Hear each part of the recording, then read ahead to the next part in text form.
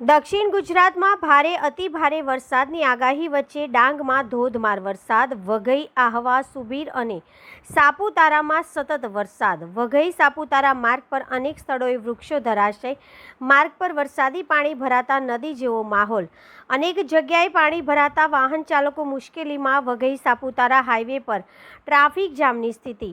પ્રશાસને વાહન ચાલકોને સાવચેતી સાથે મુસાફરી કરવાની અપીલ કરી છે. ડાંગ જિલ્લામાં આજે વહેલી સવારે 6 વાગ્યાથી શરૂ કરીને આહવા તાલુકામાં 128 mm, વઘઈ તાલુકામાં 107 mm અને સુબીર તાલુકામાં 48 mm જેટલો વરસાદ નોંધાયો છે.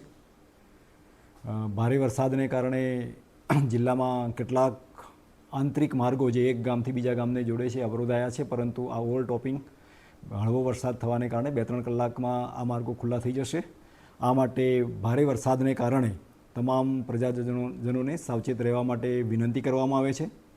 ઓવરટોપિંગને કારણે અવરોધાયેલા માર્ગોને બદલે વાહન ચાલકો, રાહદારીઓ અને ખેડૂતોને વિનંતી કરવામાં આવે છે કે આ માટે વૈકલ્પિક માર્ગોનો ઉપયોગ કરવામાં આવે. તેમજ કોઈ અનિચ્છનીય બનાવ બને તો ત્વરિત તેની જિલ્લા કંટ્રોલ રૂમ 02631 220 347 પર સંપર્ક કરવા સર્વેને વિનંતી છે.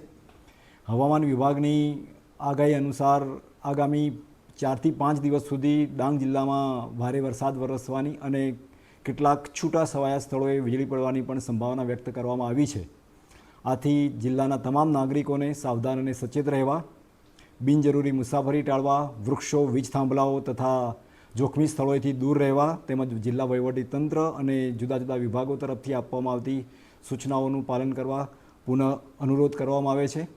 આજે સવારથી જિલ્લામાં પડેલા ભારે વરસાદને કારણે જિલ્લાની શાળા કોલેજોને સ્થાનિક પરિસ્થિતિને ધ્યાને રાખી અને બંધ રાખવા માટે જિલ્લા શિક્ષણાધિકારી, જિલ્લા પ્રાથમિક શિક્ષણાધિકારીને જરૂરી સૂચનાઓ પણ આપવામાં આવી છે. પુનઃ જિલ્લાના સર્વે નાગરિકોને વરસાદની પરિસ્થિતિમાં સાવચેત રહેવા માટે અનુરોધ છે.